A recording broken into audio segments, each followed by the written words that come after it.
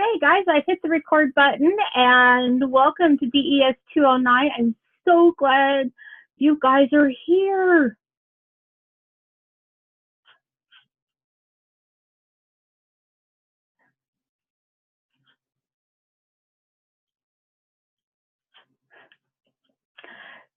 So, how did you guys like the assessment with recreating logos?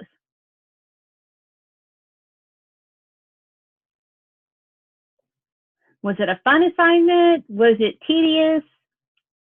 Have we found new ways to enjoy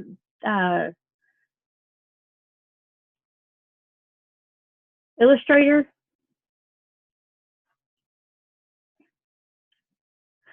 Okay, now remember you have to recreate.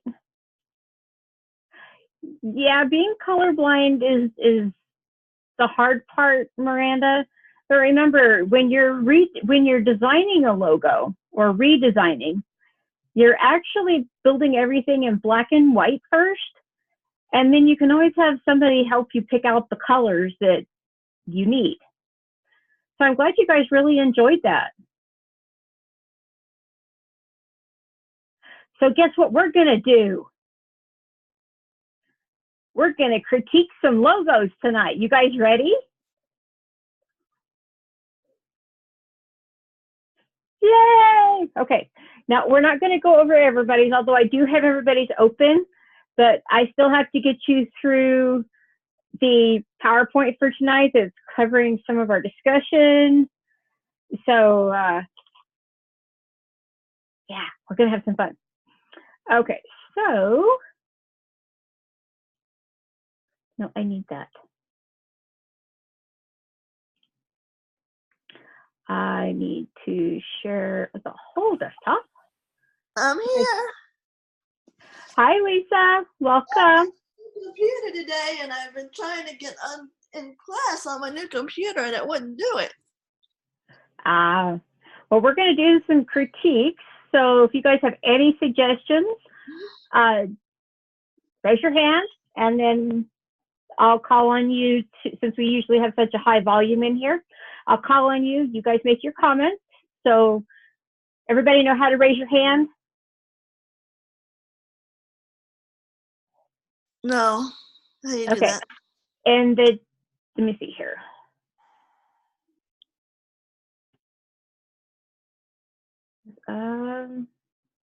There should be a button at the bottom of your screen that says participants.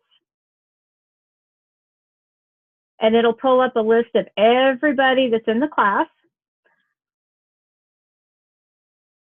And under the More tab, you'll see raise your hand or raise hand.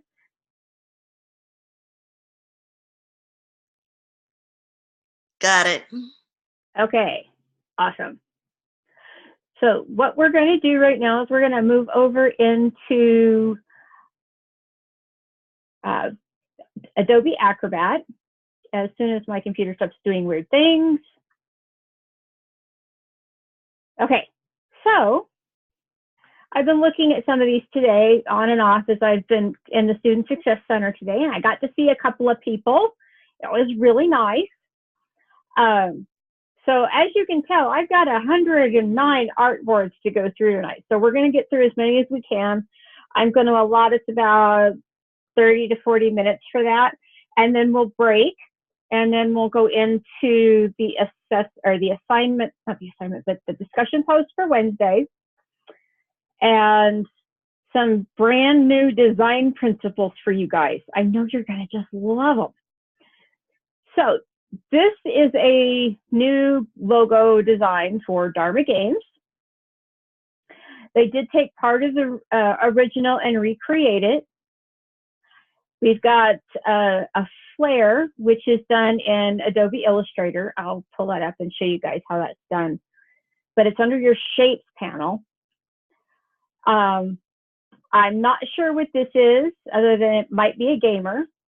And then I'm curious about this font. I'm not sure exactly what that font is, but it almost kind of looks like somebody did a live trace on it. It doesn't look as clean as it should for being a text product. So and the D is looking a little crowded. The color choice I'm not too concerned with, but what do you guys think?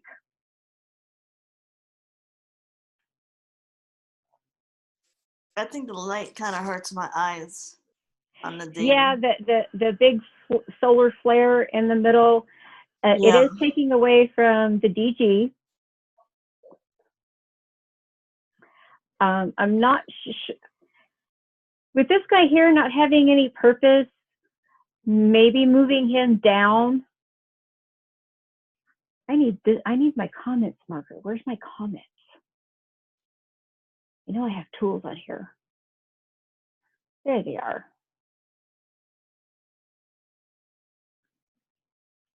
I like to draw on these. Okay. So if he moves down so that he's inside the box, it won't be so distracting. Yeah, it's creative. This does seem really, really out of place. And when you pull up, which I created a really cool logo on, I forgot to save my work last week. Wouldn't that just be a shame? So what they've done is they have used their shape tool, and it's called a flare tool. And I can show you in a small example right here. It's meant to work like Photoshop, giving you a light source for your work, but it doesn't always work the way we want it to, because if you don't have it on a color, it just automatically does the reverse. So if it's on white or dark paper, it shows up white, and if it's on white paper, it shows up dark. So while it's a really cool effect, it just kind of takes away from it when we all know that gradients do not translate that well. And to print. On screen, they're okay, but on print, not so much. Okay, Everlure came out good. Fit Fun Food, we need to watch our strokes on our text, guys, because if it doesn't have a stroke on it when we're recreating it, because don't tell anybody, but I spent all last week teaching you guys how to be counterfeiters. Don't tell. And believe it or not, there's actually legal work in that, you know, because say you have a client that created their own logo, they really like it, but, you know, they created it in something as awful as Corel Draw, and they lost the program, or they've lost the original file, and all they have left is just a printed copy, and it's the size of a business card stamp, and they need it blown up to a billboard. So that's when we come into Illustrator and start recreating logos based on an image. And that's why we have the low resolution images that we're working on last week. So nice job on the Everlure. The D and the G is a little tricky.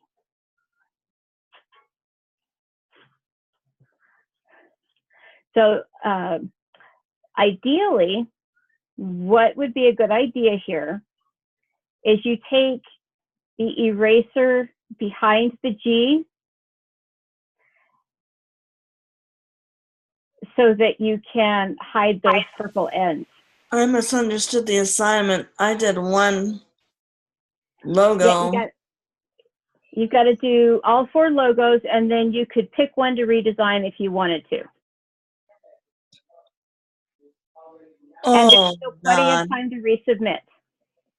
Thank you. Because if you turned in a partial assignment, yes, you get to resubmit. Thank you. I just misunderstood it. Yeah, that's okay. I think I've got a lot of students that had that same issue. We have a little bit of the same issue going on with the C for the OUT. And you'll notice here that the chill is at an angle, but the out is down. So we're not rotating in the correct direction. So that's one thing that needs to be cleaned up before you go into your final piece. This is the low res piece, so we won't be using it. This is really too close to the original to be counted as a redesign. So it's either, and you still have to redo all of the logos. So you still have to turn in this one. I got to admit, I kind of really like this effect going on with the C. What do you guys think? This turned out really good. Still needs the, you know, we still got a gradient issue going on, but it's a little gradient. I'm liking the color choices.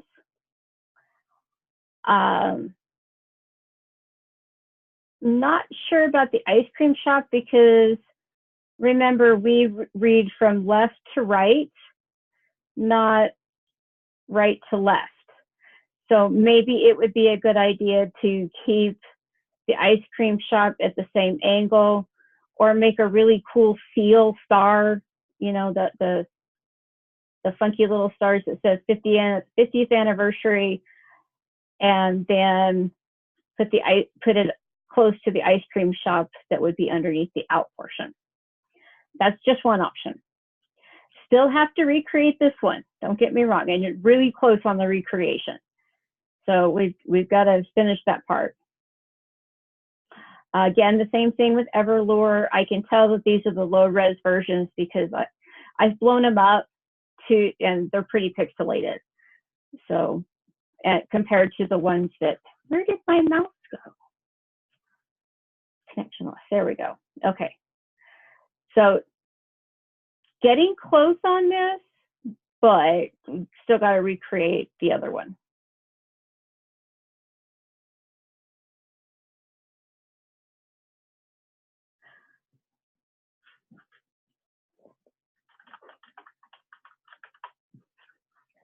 Okay, let's see here. This was kind of cute. I like the swirl. The red and the blue, though, they don't really show the food part on a skateboard. I can see that.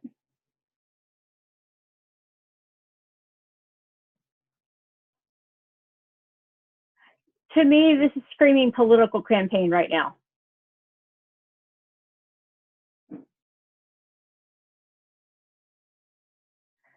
So, yeah, the color choices just don't work for food. You guys have any ideas about what color choices we can give them an option for?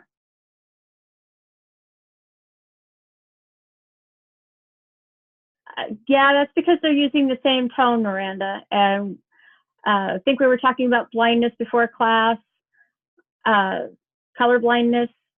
If they're the same tone, regardless of what color they are, they're going to look like the same. Even green and yellow would have the same issue. So if we took maybe a paler shade of blue and a really fun,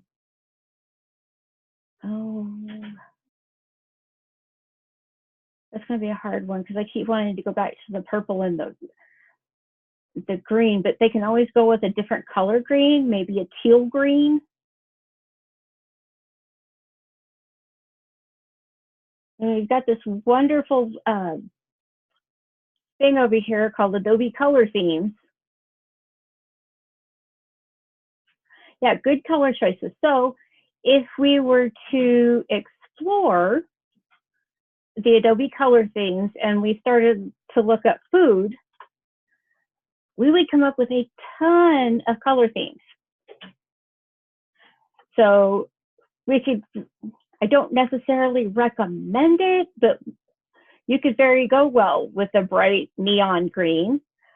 But I really think maybe that combining the dark chocolate with the light green or with that nice vibrant green, that might work really well. Could also do this strawberry color with a darker chocolate. So you've got never-ending possibilities there. And with the ice cream shop, you could use all of these pastels and not go wrong with ice cream. Just the other day, I saw black licorice ice cream, huckleberry ice cream, which is a really pretty purple color. And then my daughter's going nuts over eggnog ice cream colors. So I'm going, whatever, kid. But we could use this really dark green and pair it with a really light purple, or do the dark purple and the light green to get some of those contrasts for light and dark in there.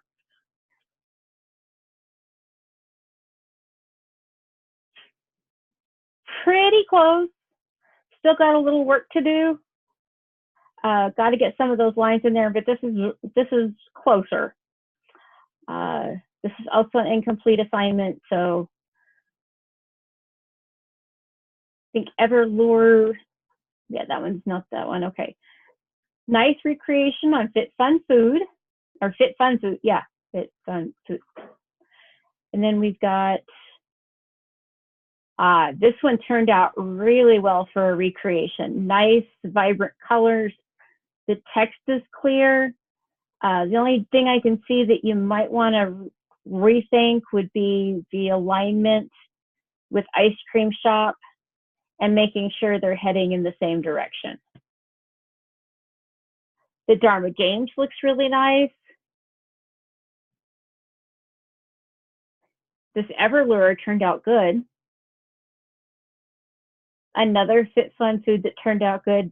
I really like the way they took this italic fun font and angled it this way. That actually works pretty well. What do you guys think? Yeah, it makes it more playful, more fun. And who doesn't want to play with their food? Nice recreation on Dharma. This chill out I would be okay with, except for it's got a pink border on it. You guys see the pink border?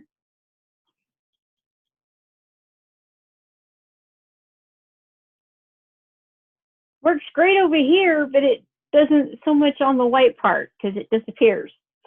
So I think that's the only one that needs to be removed there or fixed. Nice job with the Everlure. Nice clean job with Dharma Games, although watch this piece because it's going to show up on all of your pieces if this isn't actually a part of the design. Nice job on Fit Fun Food. Chill Out, Dharma. You guys are doing really good with your recreations. Very proud of you guys this week.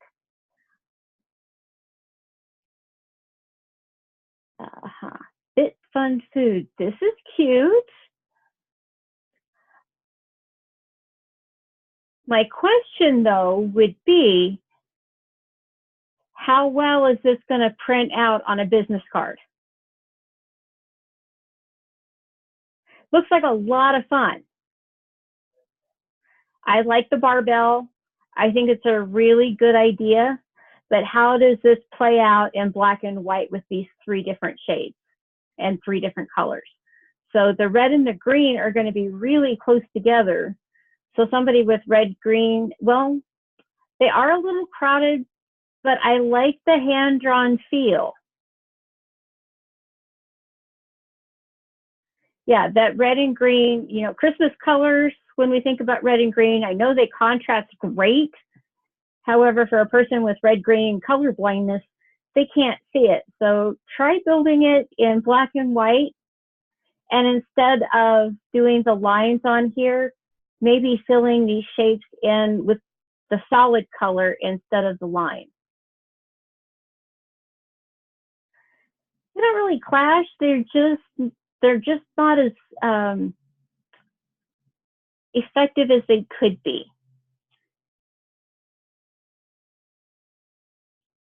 So you could actually get away with doing all of this in shades of red or shades of green, you know, for food. So, but I really like, it's very cute.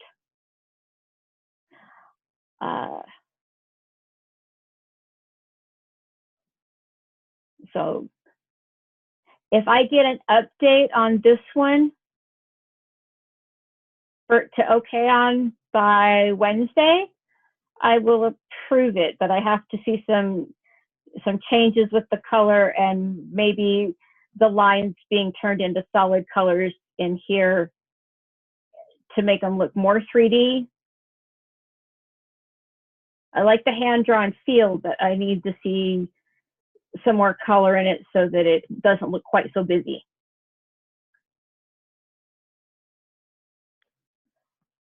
Okay, interesting concept for Dharma Games. It does look like a game console, but it also looks like an ergonomic keyboard that somebody chopped the USB plug off of.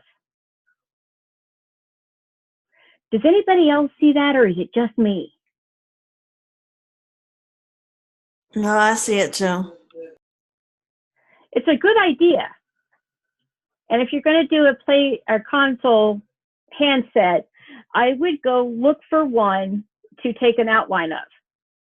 Just trace it with your pen tool.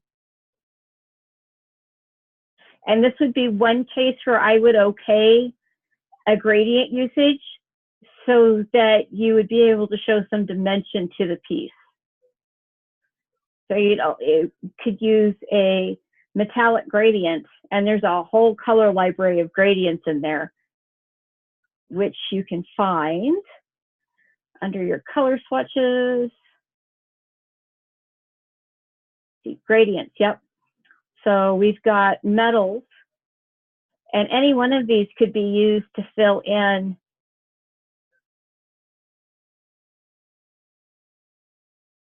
something to make it look more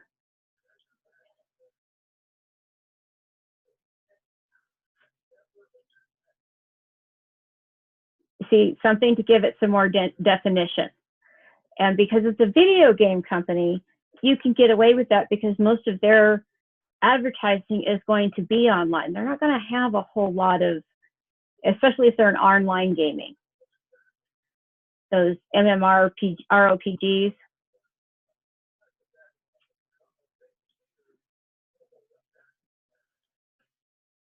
Nice recreation. The ever's a little stretched. And I think you could probably gone with a slightly different font, but it's a good attempt at recreation. Nice job on Chill Out. Some more nice ones. See, you guys are doing awesome work. Good job on the Chill Out. Ooh. I could see this being really cool. I'll have it done by tonight. Do what? I'll have it done by tonight. Okay, Lisa, no problem. I think this could be a very interesting concept for a color change to market to a different demographic. Maybe put pink in there. Yeah.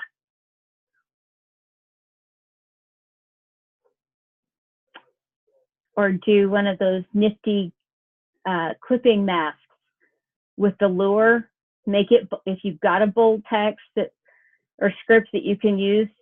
But I really like the dainty feel of that for a new line. Maybe we're launching a new line of clothing for it because it's a very feminine lure. Maybe we can turn all the fishing lures into earrings. My dad used to pick out my dangly earrings for me. I could have swore he'd been to the fishing lure store.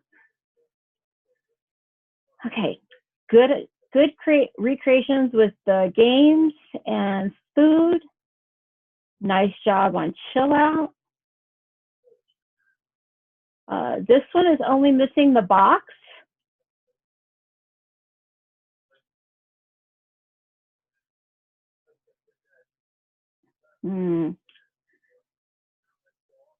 Tagline isn't working so well, Do we have an option of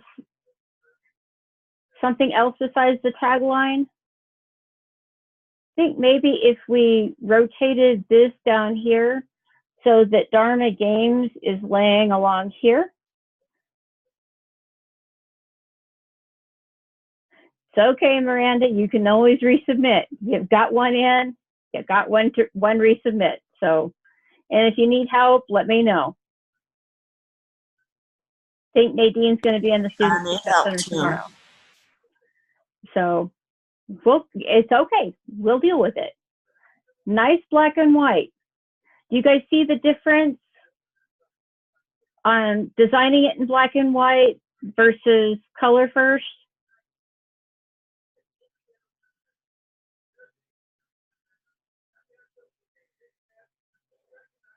Okay, nice job getting all three of these. I've taught this class a few times, so I can tell the originals from the recreations pretty quick. Yeah, black and white can be better than the color. And I almost always start my logos out in black and white and then move to color. Because if I don't pick the right tint or shade or tone, it's not going to work. Just like having dark red and dark green. People with regular vision can see it, but people with color blindness or macular degeneration or another eye problem, they'll never be able to read it. So getting our contrast in black and white first always makes it a little easier. The green's a little light, but overall, I think that's probably because we took the color sample off of the template layer. Nice job on the lure.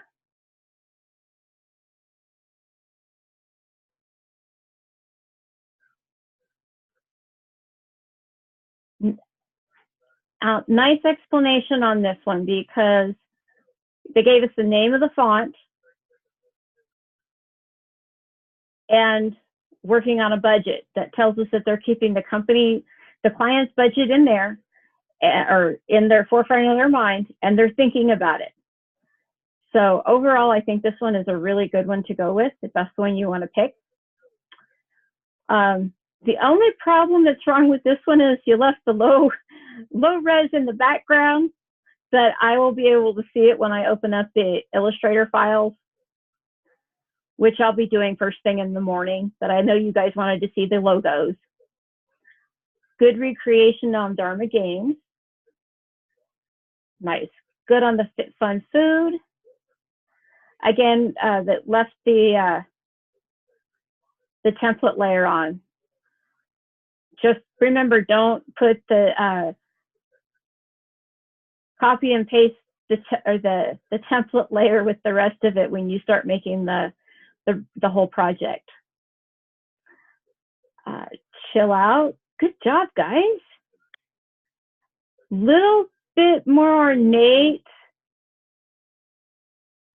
but overall, I think for a recreation with limited font usage, oh, Lee, you're fine.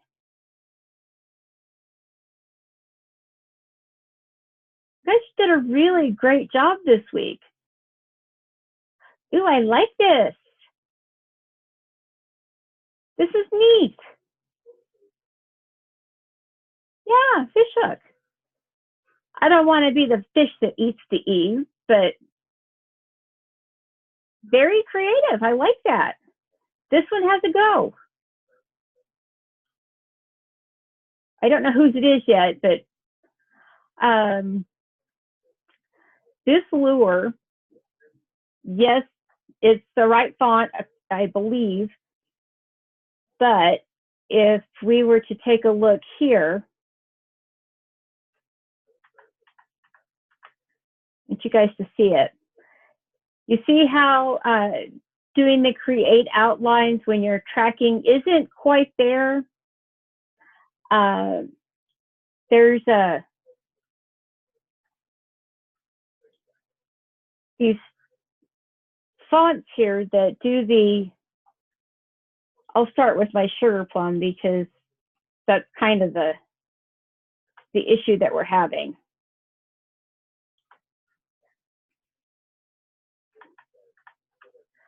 Okay, so my cherry bell or my sugar plums looks just fine. However, if I messed around with my kerning enough, which is the one where you just put, this is automatic. So if I were to add to my kerning, it's going to show the R separated. Now, if I were to do the baseline shift and move that E upwards, I'm slowly losing what I had.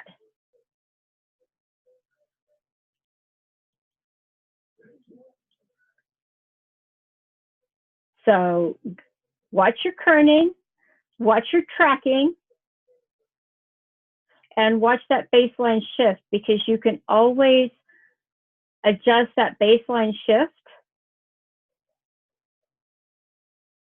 up or down if you need to.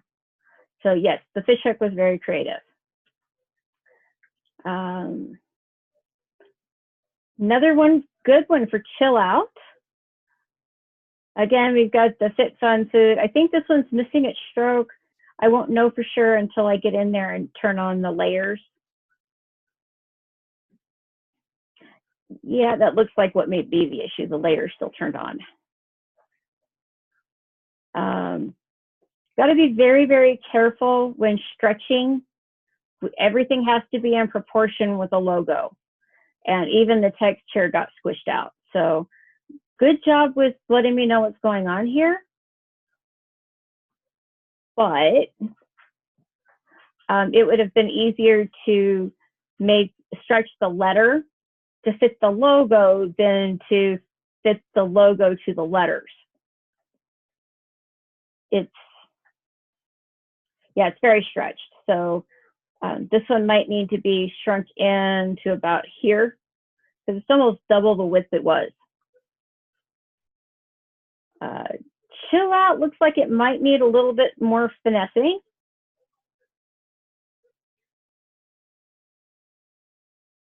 This is a sample logo. I'm kind of looking at that thinking that is a possibility.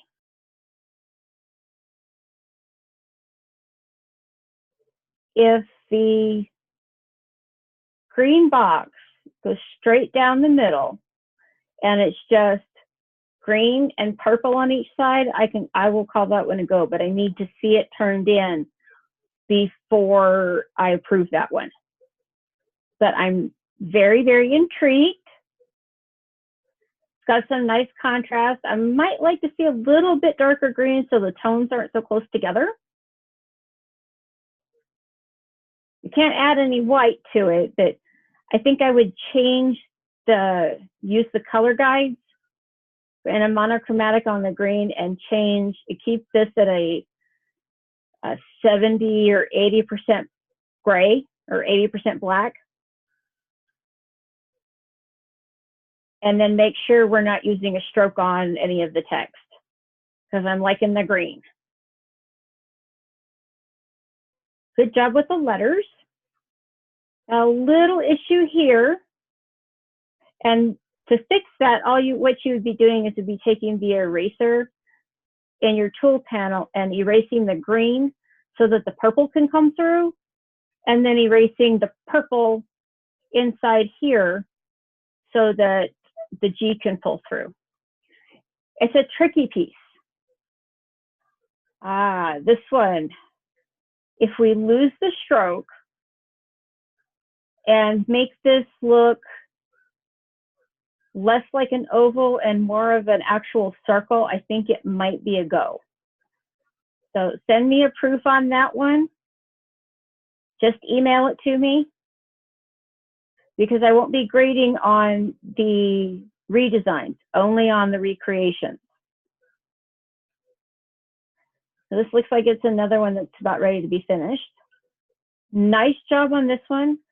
Close up the kerning on that one and you're ready to go.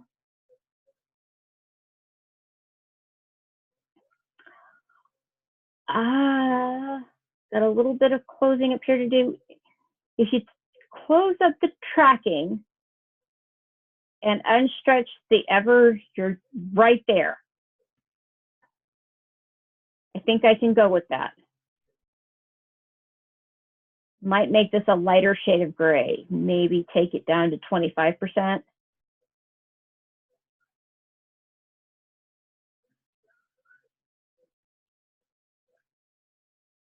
Interesting choice for fish. Who's been watching Finding Dory?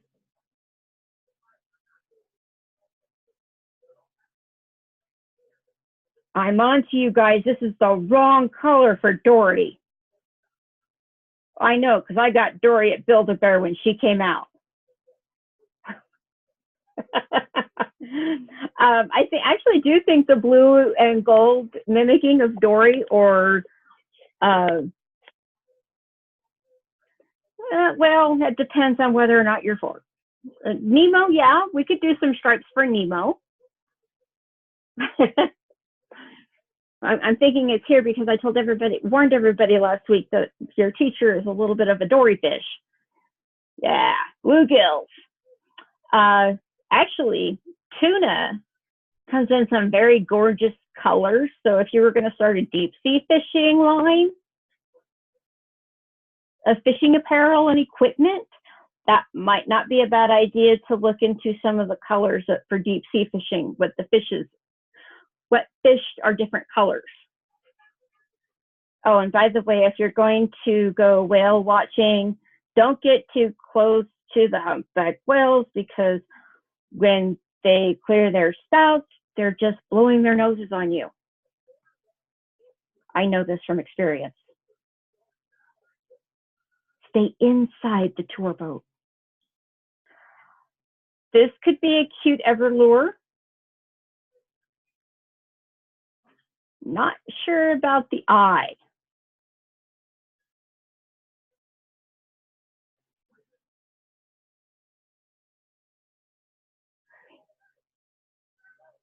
I'd almost prefer to see an egg, like dead fish. It's a good idea. I'm just thinking it might be better to curve Everlure along the edge and then put maybe some gold in here for the inside the gradient.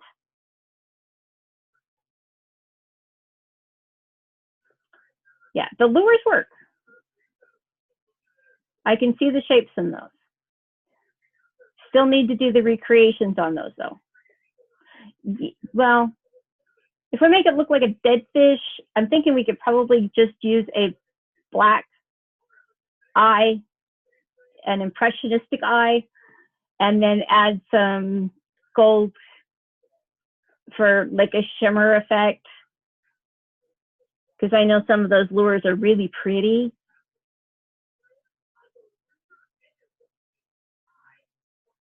Okay, this one turned out really good for chill out, except for we've got a stroke on the chill out or chill, and then it's showing up again on the ice cream shop, which is making the ice cream shop look more purple than blue.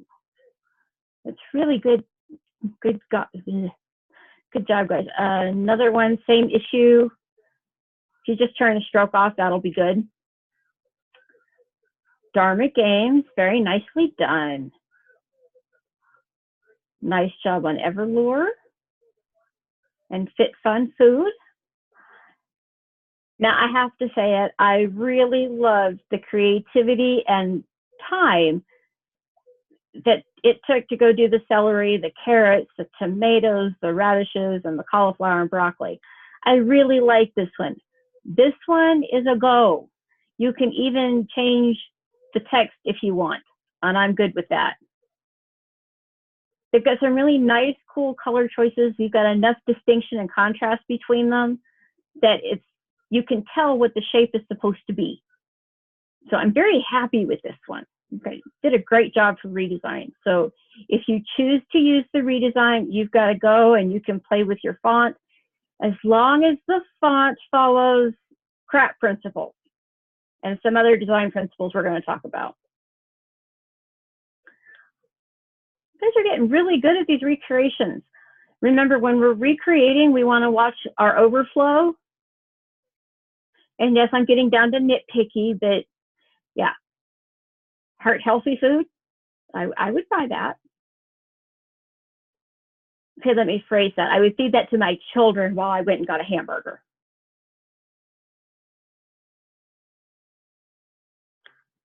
Okay, nice color choices, but recreation, and we can't really use a picture. I know it's included in the assets for banana splits or for chill out, but it's not going to reproduce very well if we tried to blow this up.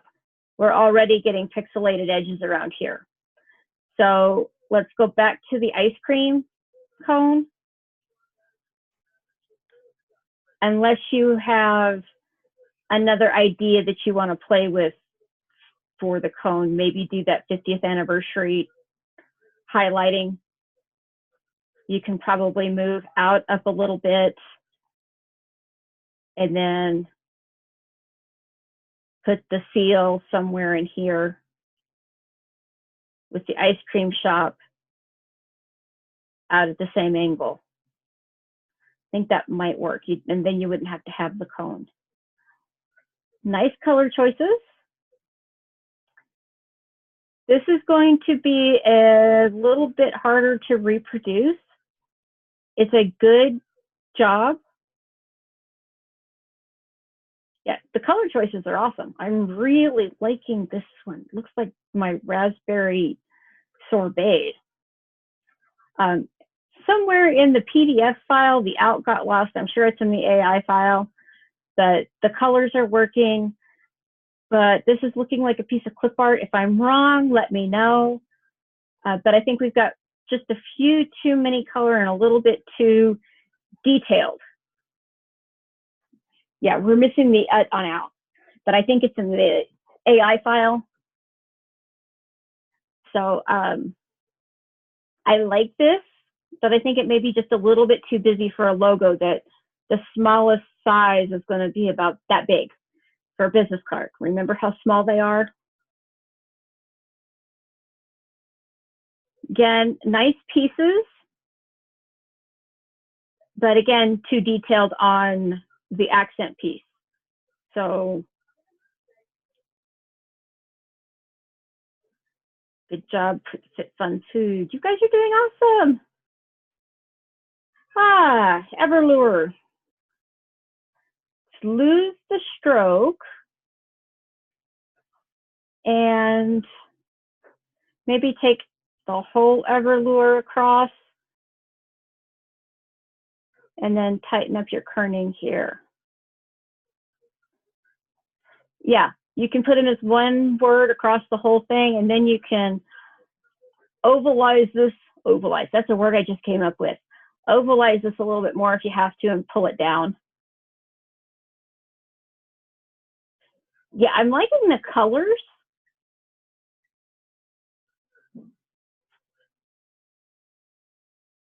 I'm just thinking that the shade of brown with the white stroke isn't working as well as it could. So we can put this in a different font and still use the green for that contrast.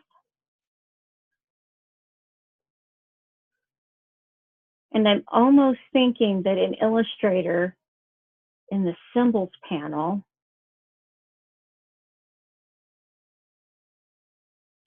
we have a nature book.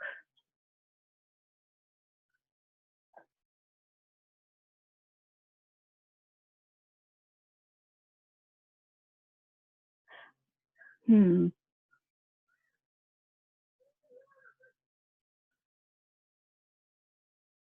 don't think it's really going to work because I think it's too busy.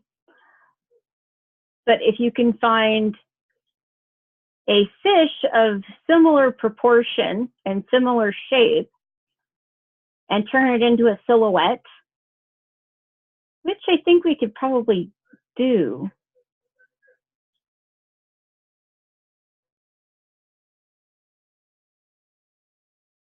So if I went into here and I were to select some of the pieces,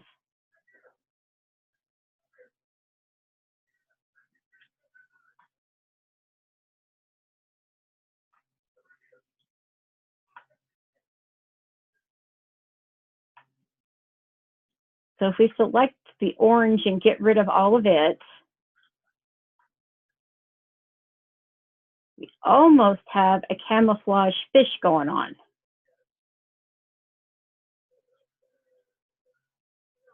So that would be something that would be very easy to make an outline of to get the silhouette. Then you've got your implied oval shape. And instead of having fins and flippers completely visible within the drawing, you would have Everlure replacing this gradient.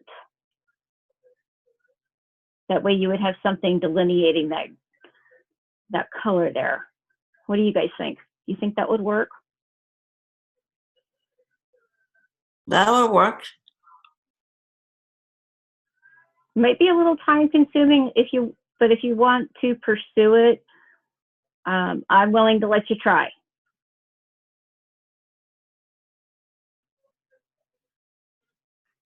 Okay, let's see, we're getting close. Again, we've got that lovely pink stroke. I think that's just an oversight because it seems to be happening a lot. Nice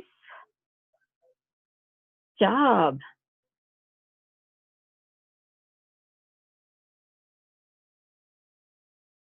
Nice job trying to attempt a cutout. But I think if you were to take a triangle, polygon, three-sided, and I'll show you guys what I mean. Okay, so we have our ice cream cone. We're going to stretch it up a little bit this way. And if we pulled out our scissors and we cut along the path,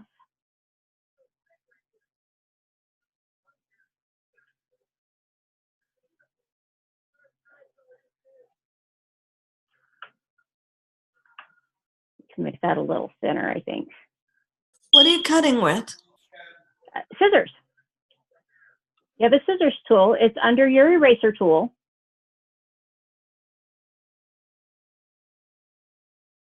You could do the same thing with the eraser, but you're going to have to pay real close attention that you're getting them straight. And it's not that easy. Just a shift key? Well, yeah, if you want to just do straight up and down, but this is doing it at a diagonal. So you only have certain degrees that you can turn it if you hold your shift key down. So if I wanted to do my erase that way, I would be out of luck. Okay, let's see here. Good.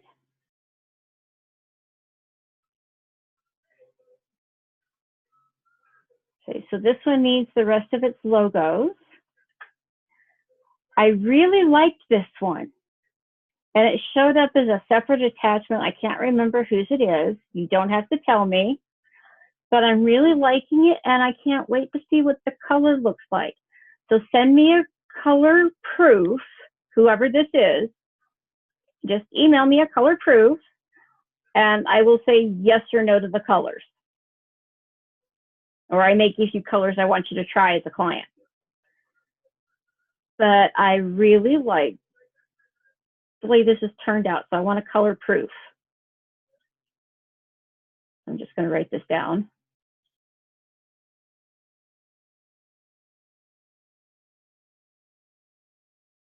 Okay. And you're going to have picky clients like that that are going to tell you, I want a color proof before I okay it. Nice job on recreating all four. Very close. Nice job. Again, we've got that template layer on in the background. little disconcerting, may or may not be showing up in the Illustrator. Lose the pink stroke for going into week 2. And overall, yeah, so I've got the same persons in here twice. I'm talented that way, didn't you know? Okay, so that was all 109 artboards that were submitted this week. And I am going to save that. I want this in, just put it in there for right now. Put it in my folder. Okay, so that's got all my notes for putting in your grades. I have not gotten around to downloading the creative briefs yet because I know some of you are still working on them. So do you guys want to know how proud I am of you?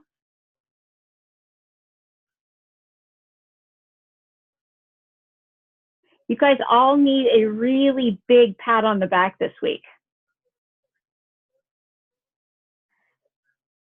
And I'm going to let you see my teaching view in both classes of my main page. Because look at this. I have 32, 33 students in each class. 28 of you in section 1 completed the discussion post, or at least attempted them. So yay, I'm so happy. Now I have to read them all. That's the only drawback. It's my drawback, not yours. I'm very happy you guys are participating. And in the second section of class,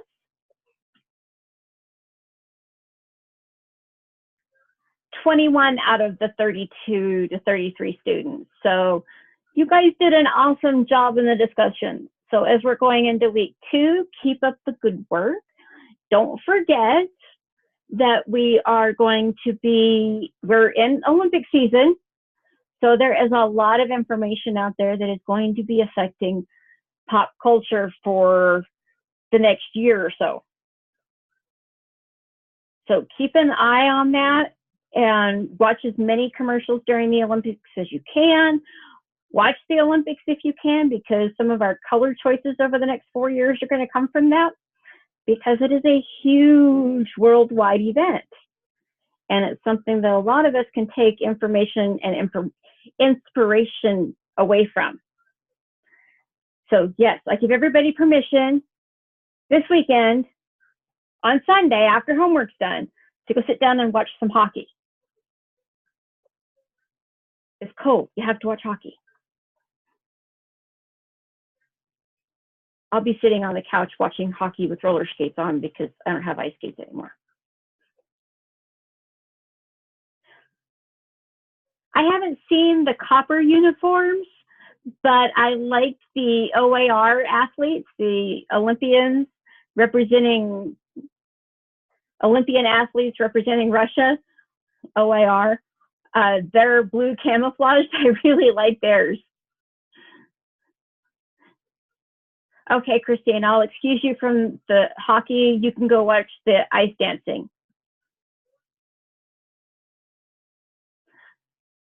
Today in this house, it was curling and luge. Okay, so week 2 discussion. We are going to go over all of these concepts, but you're going to research 2 of these theories. You only have to pick 2. You don't have to do them all. And you need to define them, show me some examples of them being used, compare and contrast the theories, and or talk about when or how you can use them in design pieces. We are going to go over that. I do have a real quick 3-minute video on the rule of thirds and the golden mean. It's like 3 minutes, but it's Donald Duck. How can you go wrong? So we're going to talk about the focal point, emphasis, and emphasis as relates to hierarchy.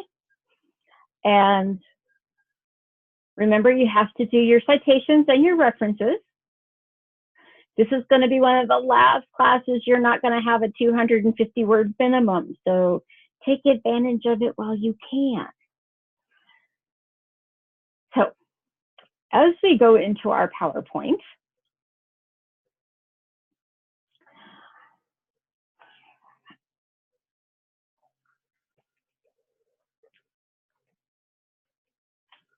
if we do not get to the promo items today, we will do it on Wednesday night. So don't worry if we miss out on this tonight. I want you guys to focus on the discussion post because this is going to be really important information. And yes, I do tend to forget about these because I get wrapped up in the CRAP principles because I'm always working with students and that's where we're starting. But these are really, really important. They're more advanced concepts. They take the CRAP principles just one step further. I forget to use them because I've already ingrained them into my CRAP principles. So when I say visual hierarchy, it's the arrangement or presentation of elements, and you're looking for the most important element to be pulled out by the eye, and you can't see me doing funky things with my fingers like stretching taffy. So I swear, guys, if I sat on my hands, I'd be mute. And here I thought I was German, not Italian. My cousins are Italian. Yeah, German, Italian tempers in the same family do not mix. Anyway, so it's going to influence the way you have your viewer's eye going. So I had a student in the Student Success Center today, and I explained how this could be done very easily. And all it takes is a pencil. You could print off your logo if you so chose. Print off your ad, print off your promotional piece, whatever. Melissa, do you have to sit on your hands too in church? I thought it was because I was cold, but apparently it's because I talk too much. Yes, you do too. Okay. I go to a Lutheran church. Everybody's in the church singing and talking with their hands.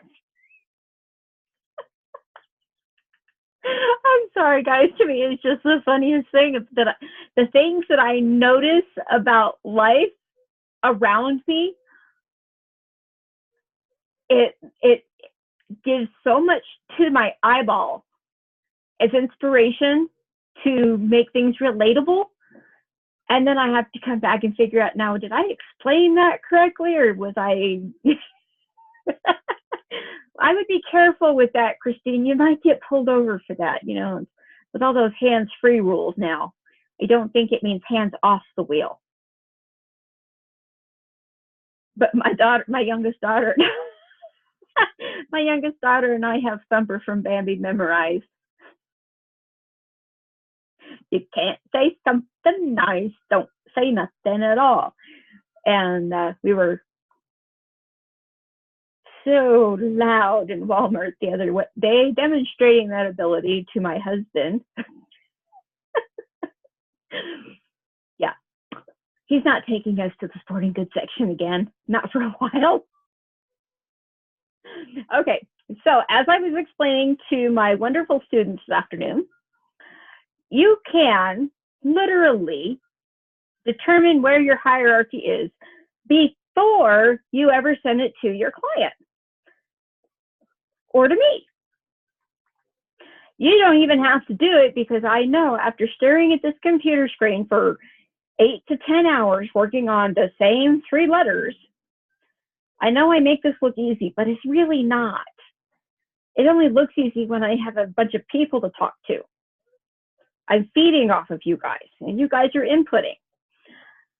But when I'm all by myself and I can't figure out whether something is working or not, I print it out. I either hand it to my youngest, or I go across the street to my friend who's a real estate agent. She's also been in marketing. done political campaigns. She knows what I'm looking for and what I need her to tell me. But she's not a graphic designer. She has a good eye for design, but she doesn't want to have anything to do with the whole program issue. She just wants to tell people what to do. And I value her opinion. So what we've done here is we've made sure that our text reads from left to right the way it's supposed to. We've added emphasis to fun with the circle. And we've implied that we're removing a chunk of the body fat out with the circle as well. Now, you guys just think I was doing that on the fly last week and I came up with my explanation later. You would be 100% on the dot. Sometimes I don't know what I'm doing until I've actually done it and have to justify it. Who hasn't run into that problem?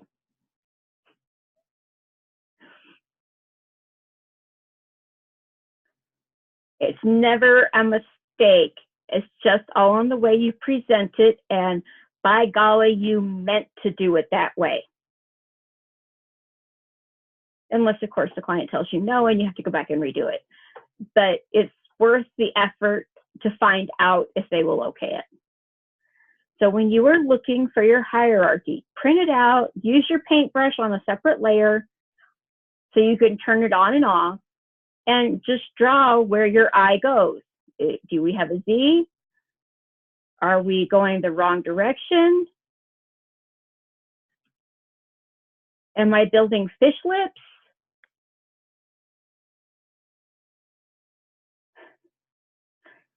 Melissa, when you're walking around with forearm crutches, it's really hard to walk and talk at the same time. So don't be afraid of your pencil, guys. Use it. Make sense? We all started out with a crayon and we advanced to pencils. Now we're in computers. So don't be afraid to find your child's red crayon and draw on your artwork. And it's okay if you really must put tracing paper over your computer and draw on it that way. However, be very, very careful. Do not draw on your computer screen. I say this with all loving care because I'm the one that has to go tell my mother that the stickies in her computer do not actually lift off the screen. Just got to cover my bases there. She might watch YouTube someday for something other than a quilting block. And heaven forbid she or my brother stop tracing cartoon characters off the TV screens.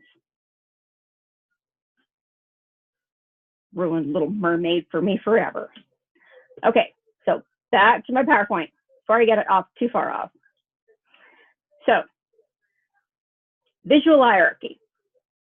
We can do it with size, like I did it with contrast. That light to dark in the circle. We did it with some color. You can change it with the style, so you can have a really formal font and then a very scripted, ornate, beautiful, feminine font, or big and bold. Unity, similarity. So the big thing in hierarchy, this one, take a screenshot, guys. Shift Command 4. If you're on a PC, it's going to be the print screen button, and then you'll have to open up like Illustrator, Photoshop, or Windows Paint. Do a Control V, as in Victor, and paste it, and it'll paste it right in there.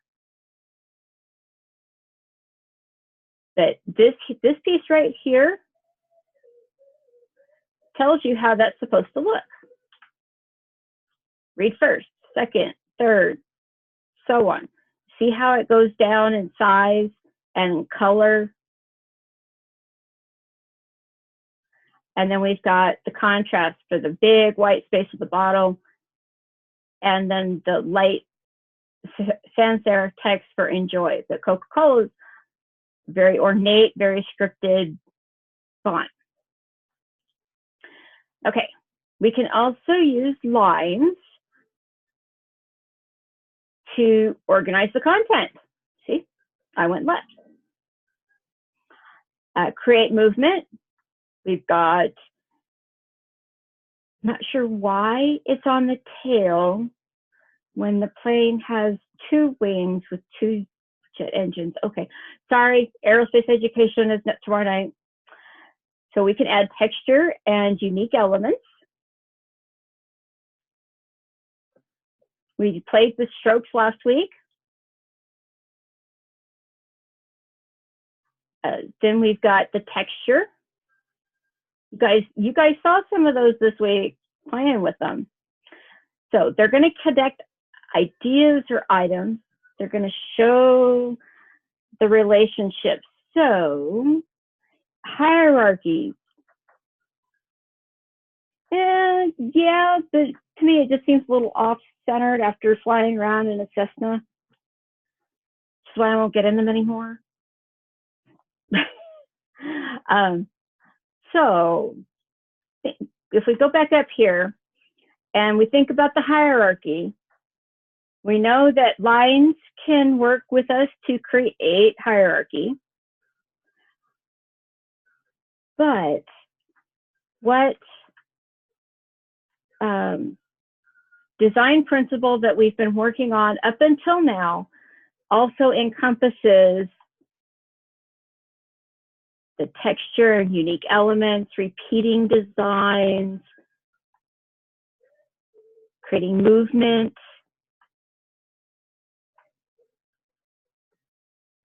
connecting ideas. What's a repeating element that you guys see in there? And don't say bones, because that means I'm just going to go end the lecture and go watch Hulu. Arrows. Awesome, Amanda. Awesome, Lee. Good job. So think about this. If the most important part of the human, yeah, we can use color to do that. You can color Mr. Bones if you want to, but think about it. If we are to assume that the most important functioning thing in our bodies is our brains, and the thing that protects it is our skulls, we're going from top to bottom. Now, I know a postman in the next room over who's watching a really loud television at the moment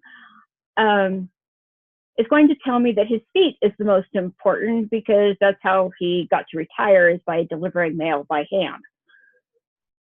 But then I would say, well, we'd have to turn him up on his head, and you can't stand on your head. So when you're looking at the hierarchy, it's top to bottom. And they've kind of gone up, down, and around, but they have all, you can also see it going this way. Every other arrow. I don't know about you, but did anybody else remember this guy from school? I could have swore I saw him in my 6th grade class, my science classes, and we got to color them. Maybe it's just I'm that old.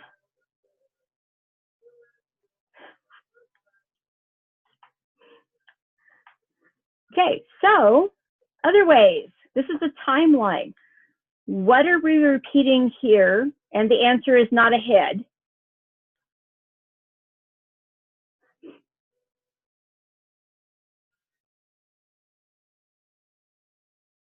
Can you guys figure it out?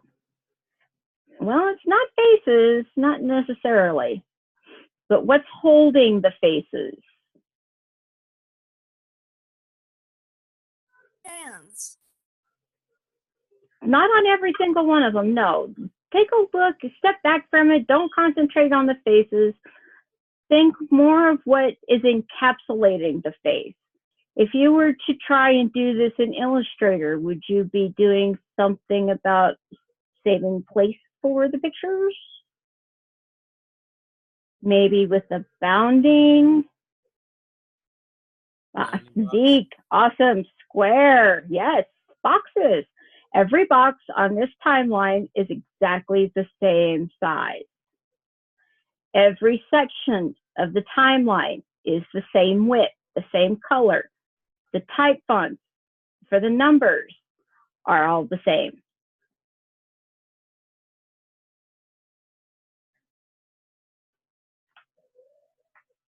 So, as we discovered in one of the logos tonight, too many lines can be distracting, and they can interrupt the flow of text. So you don't feel like you have to box everything on the page. White space is your friend. Use appropriate size rules. Keep your contrast, repetition, alignment, and proximity in line, and keep hierarchy in mind. Because if you're using delicate text and thick lines, you're going to lose one or the other. So maybe that's a repetition where they're both kind of equal in thickness. Pay attention to your spacing. We've already talked about that with the kerning. Very easy thing to do when you're working with text. Sometimes it's a little harder when you're working with shapes. Pay attention to, spacing. When placing lines above and below or to the left and right of a block of text, make sure the distance between text and lines is visually balanced on both sides. That means you have given yourself a margin within that. It's a column, basically. You've created an implied column, and you've given your text box a margin. So shapes. They work with other shapes and lines, as we've just seen in some of them. They convey universal meanings, and they can be very helpful in guiding the eye and your organization. So circles, squares, triangles, rectangles. We also have geometric shapes, squares, circles, triangles, octagons, hexagons. Natural shapes, they can be like leaves, grass. I really love paint splotches, watercolor effects, that kind of thing. Natural shapes are often irregular and fluid, and most likely are never going to be created the same way again, twice. Kind of like my mother's cooking, the same dish cooked the second time never tastes exactly the same. She'd stop experimenting. Anyway, abstract are stylized or simplified versions. Symbols like the handicap symbol, search and rescue. Usually that's just text on a license plate. Military logos, depending on who put them together, they can be patches, can be very distracting or abstract. Still trying to get them to figure out color. Jeez. Wheelchair shape for handicap access. I like that one, so I just got my handicap text. So we've got geometric, we've got natural. That's a nice looking mud puddle right there. Let's get the grandkids to go roll around in it for a while. I wonder if they'd let me play in the mud run just for the chance to roll around in the mud. They probably make me leave my sticks behind. Okay, so here we are using trapezoid shapes. We've got some parallelograms. I know, big geometric terms. We've got a bunch of circles. Who knew all these companies, when we're looking at them on a daily basis, they're all sharing the exact same shape.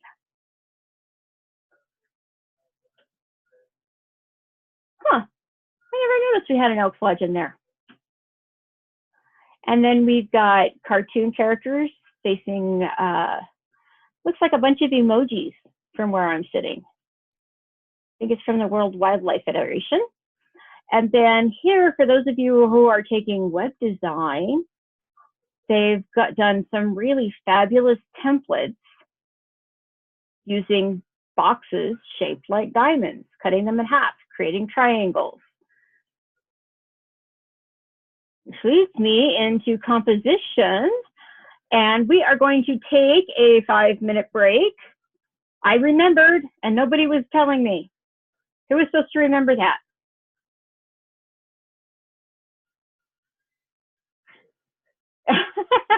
Okay, Lee, we are going to take our 5-minute break. You won't hear me until I come back.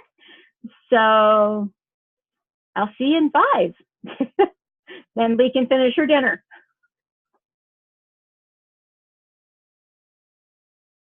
Have to see your screen for that. Let me stop my share and share it real quick while everybody else is on break. We got a couple minutes. Thank you. Thank you. Screen share. Is that what I hit? Share screen? Yeah, share screen and share desktop.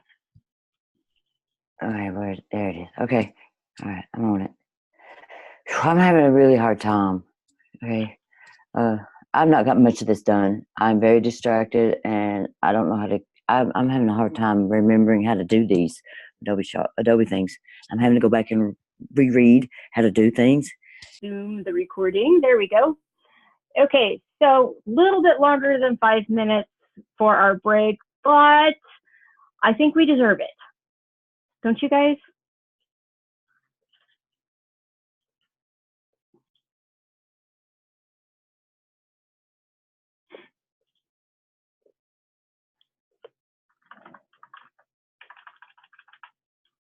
So, who's ready for cartoons? Me. Oh, of course, everybody's ready for cartoons. Awesome. So, on YouTube, there is this ridiculous video that if I had watched 35 some odd years ago and realized what it was teaching me at the time,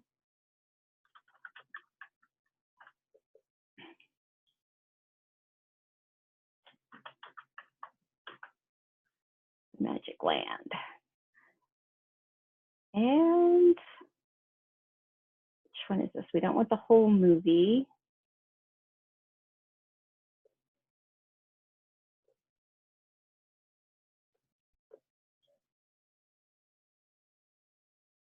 No, don't need the whole movie. I just want the golden mean. There's actually a shorter one. There it is. Okay, 4 minutes.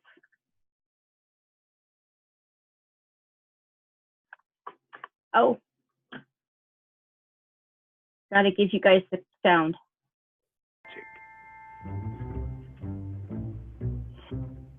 The two shorter lines combined exactly equal the third.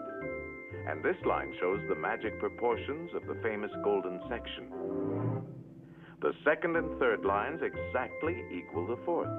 Once again, we have the golden section. But this is only the beginning.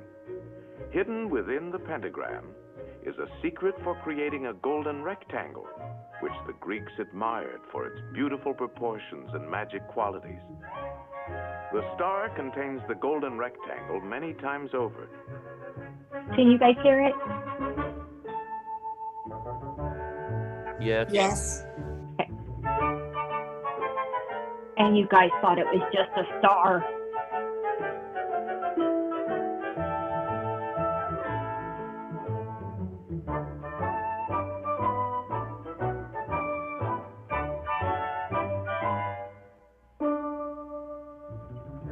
And here all this It's a time it's most a kaleidoscope. remarkable shape.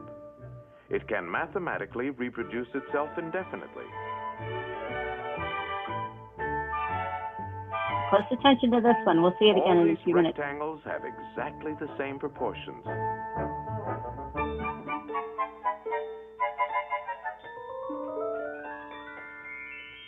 This figure also contains a magic spiral that repeats the proportions of the golden section into infinity. To the Greeks, the golden rectangle represented a mathematical law of beauty. We find it in their classical architecture. The Parthenon, perhaps one of the most famous of early Greek buildings, contains many golden rectangles.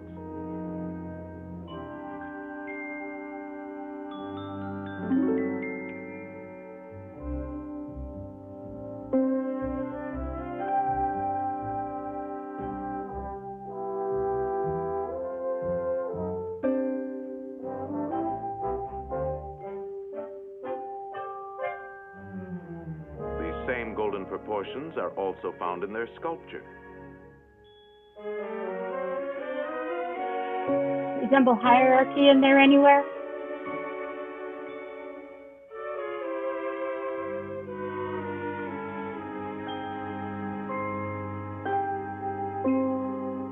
In the centuries that followed, I think the I've been in a golden circle. rectangle dominated the idea of beauty in architecture throughout the Western world.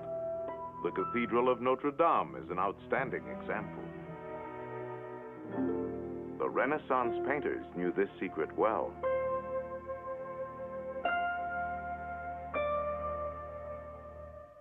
Today, the golden rectangle is very much a part of our modern world.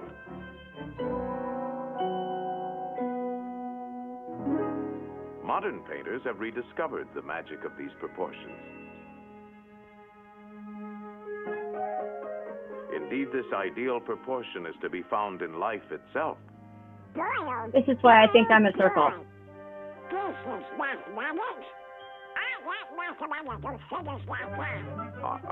Donald.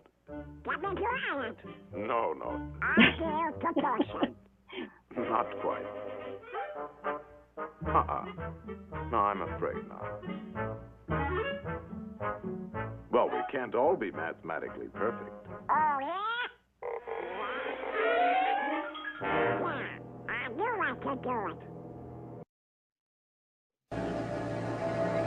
Okay, so I hope that gives you guys a little bit of a funny intake into hierarchy and composition as we start looking at these different ones. So we're talking about the placement or arrangement of visual elements. So it's also a term for putting together things. So you could probably think of a scrapbook as a composition. Your portfolio is a composition. So it can be applied to just about anything, and it applies to works of art, from music to photography. I would almost even say haiku poetry because it doesn't make sense anyway. And they're put together using a conscious thought, although I take that back with the haiku poetry because I'm not sure anybody's actually thinking when they do those. I think it's just a word tree gone amok. That's a personal opinion, though. So, principles of composition. Single vision. It's when a single image or graphic is used for the basis of the whole design, like the Coca-Cola bottles, or the stripes, or the apples for Macs. Everything revolves around some piece of a campaign. Divine proportion, we just saw Donald Duck learn all about that and fitting into a pentagon. I think he should have gone with a circle, would have been easier. So it's also called the golden rule. It's found throughout nature. Anybody ever seen those wonderful pink conch shells that you can get in the Gulf of Mexico, off the coast of Florida, the Caribbean? Yeah, those wonderful. Key West. Conch, C-O-N-H. They are a Key West, I mussel have too. I used to live there. It's pink. Yes, they're beautiful shells. I'm told that if you hold them up to your ear, you can actually hear the ocean. But I think, my grandfather was pulling my leg. Silly Navy man. Anyway, so if you were to cut that in half, you would see that golden spiral going all the way around. You can see that golden spiral in some seabed fossils, which, honestly enough, I can go down to the dry creek beds and go dust off if I, could walk that far. So the rule of thirds is breaking an image down into thirds, both horizontally and vertically. And that gives you 4 points of interest. And covering any 2 points of that interest gives you an asymmetrical layout.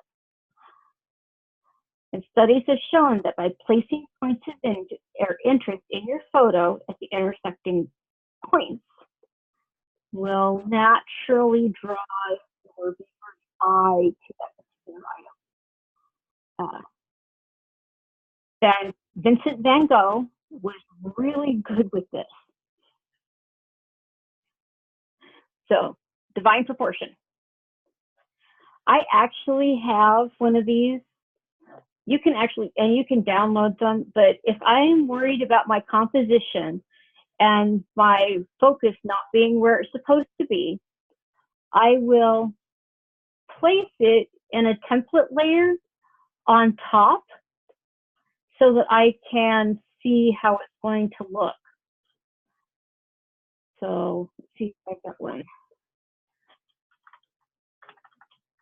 And I'll show you guys how I do this, because I want you guys to be thinking about it. And we're going to go to images. And I usually pick one that I know I can overlay, but when you look at the images, it shows you the differences in them. So I want to view the image. I'm going to save it as. I'm actually going to put it in my tool folder so I don't lose it again. And to find out if something works, I place it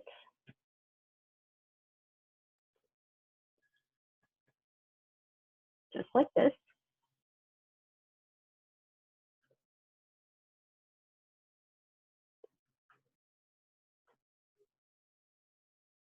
And I have a linked file. Okay, so I'm going to rotate this 90 degrees, or as close as it'll let me get. And I'm going to turn the opacity down and see if I've got the right spiral going. And it looks like I do. We're very close to it anyway. I'm starting in here, spiraling out. Seem like a good idea to you guys? Test that idea? Yeah. So you don't always have to use it, but you know, it's a good practice tool. And while I'm in here, did you know you can crop images in Photo or in Illustrator now? Look at this. So it's gonna embed the copy for us, and I'm just gonna bring it in.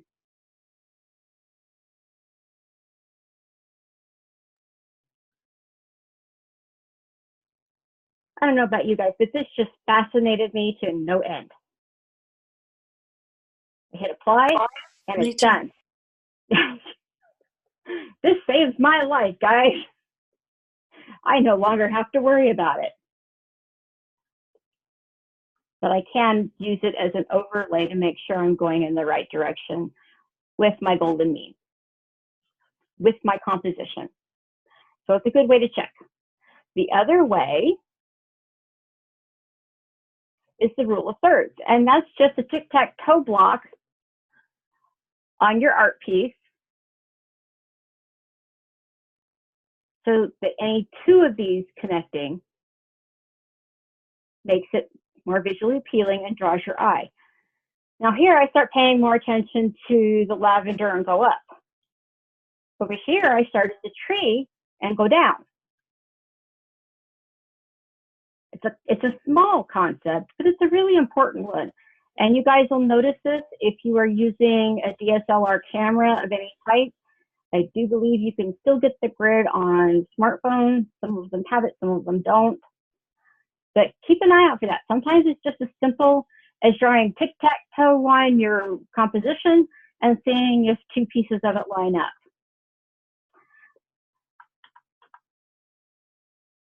So we've got two pieces right here. if I were to draw a triangle. We would also have the circle, or the ratio. Same thing here. We got some nice red doors. Good gravy. So I can circle out to see. I can draw my grid.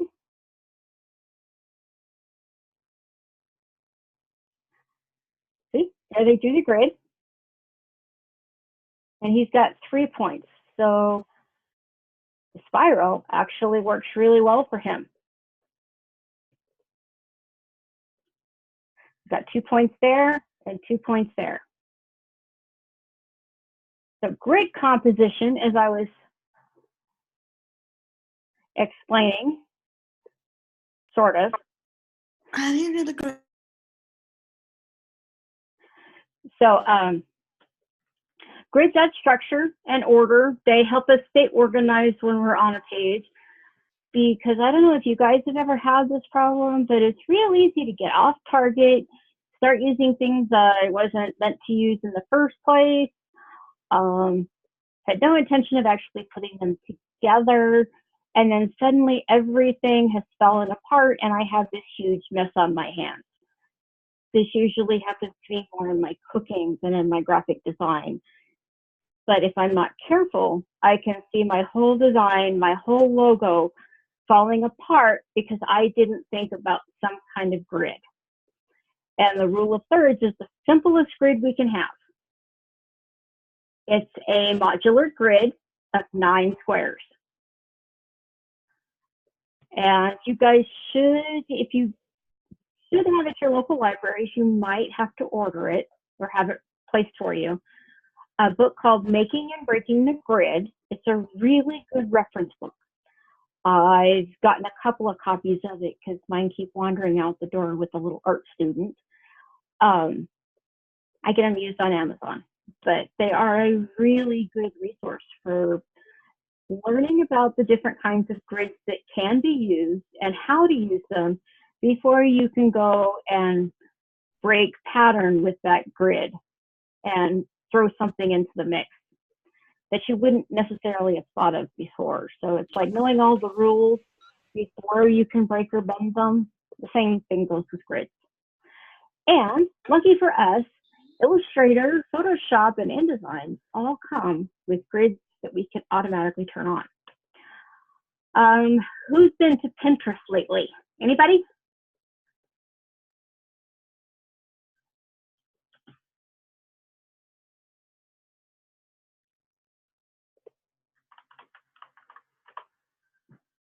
All the time. Yes, Lisa. Okay, so if I were to sit here and look at Pinterest, and I were to say that this is set up in a grid, what kind of grid do you think this would be, guys? And I think I may have found a new hair color I need to try.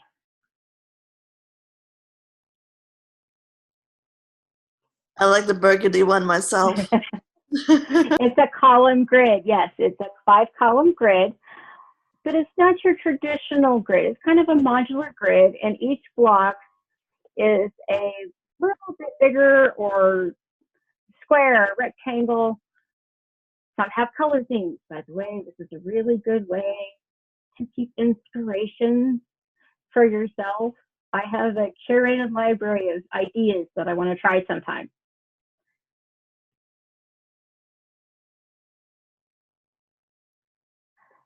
And mine are open to share with the fellow students. But notice we've got different sides. So this is, while this is a column grid, 5-column grid, it's also a modular grid. And the things that they show on my screen at the oddest times. But I want you guys to think about maybe saving inspiration pieces for future projects. If you see something really cool and you want to take inspiration from it, whether it's, you know, taking color inspiration out of the food pictures, or something like that. That would be a really cool color combination. Or you need to pick colors out of somebody's hair, or you're trying to design wedding invitations. Think about keeping those inspiration pieces so that you can draw on them from inspiration, not necessarily recreate them. So that's to our PowerPoint. So, guys are good. So it's great composition. We're arranging things in an order. We're creating a sense of space, but don't always feel you have to fill every column up. Do you guys see white space on this anywhere?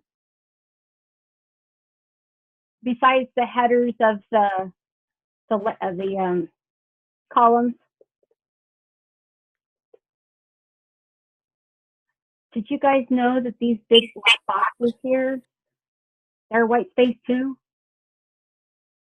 White space is your friend. It means you don't have to fill up the entire magazine article. I learned that lesson the hard way. You've got to make it easy for your viewer to follow. My mouse hates me tonight. And you have to balance and use balance and consistency, and it will increase our customers' confidence in our companies and us as designers and in the product that they're trying to sell, which they should already have confidence in.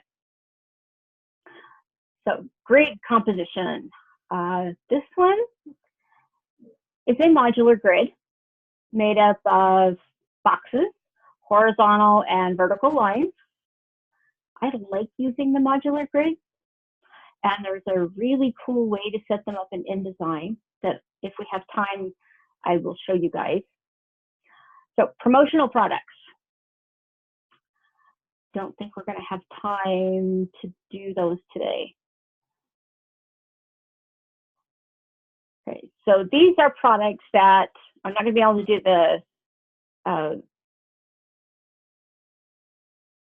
the demo on how to do the mock-up for these. But you need to start thinking about how you're going to get your logo and the company's name onto a piece of swag. Swag is also known as merchandise, but it's also things that are given away.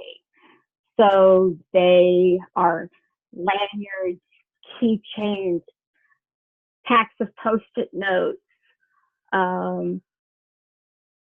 t-shirts, ball caps, posters, pretty much anything you can find for promotional items. Yeah, teams use these a lot as thank you gifts.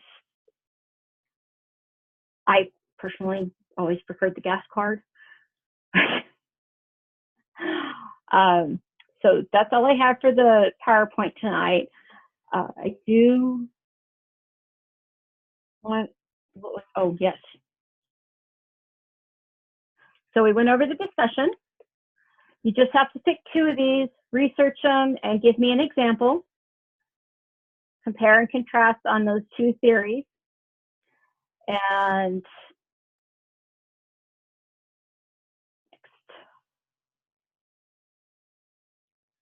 so these are going to be, you're going to revise your logos this week. So those of you who are still needing to finish those, you can't go on until this assignment until you have your assessment or your assignment turned in from last week, your assessment and your creative brief, because that will tell you what you're creating for this week. So I'm going to tell everybody in the grades to go look at tonight's lecture for critique so they can go do their revisions.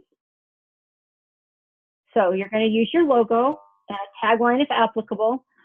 I don't think we have many taglines. You can create one if you'd like. So you're going to choose 3 promotional mock-up templates. You can download them for Photoshop. They're easiest to use on Photoshop. And you can download them right out of Adobe Creative Cloud by doing mockup.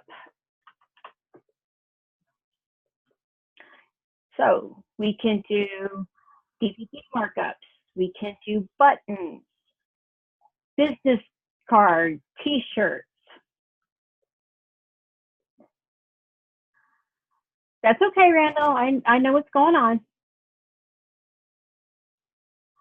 So you've got your business cards, your vintage car emblem that could go onto the wall of your ice cream shop. That could be something cool. T-shirts is one good thing that you will probably want to be able to do for your promo items. Not necessarily the stuff that's got stationery in it. You want to pick hoodies, posters, shopping bags. This one is a ruler set. And then safety goggles. Maybe guys that are fishing need to start working on that. Erasers, rubber stamps, cans, aluminum cans. So go through these, start picking out some of them that you like and want to try.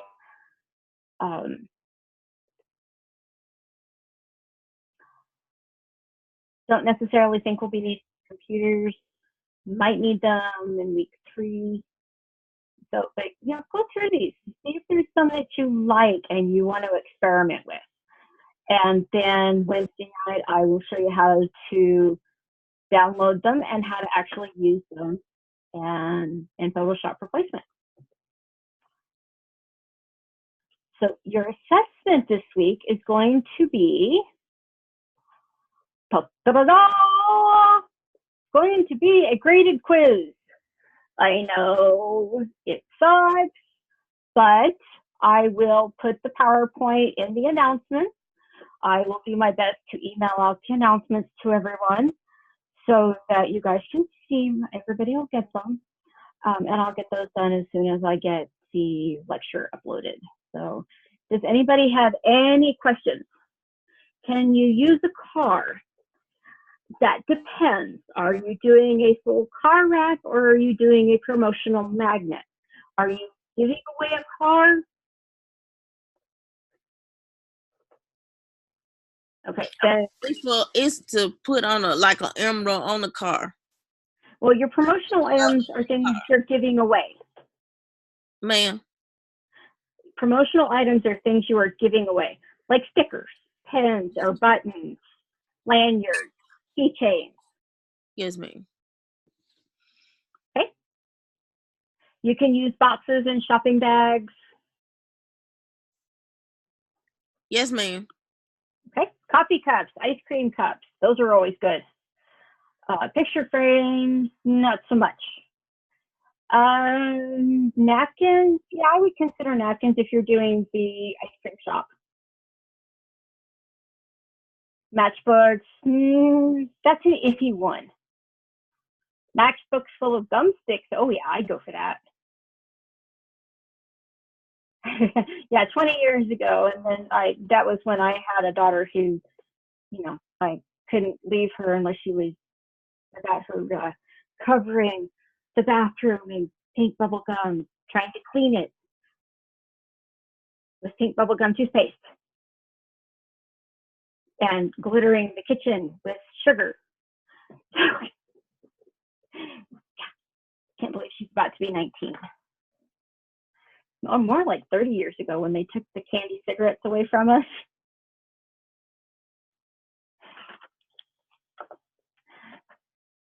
Yeah. So anybody have any questions about the discussion post or any of the ideas we went over tonight?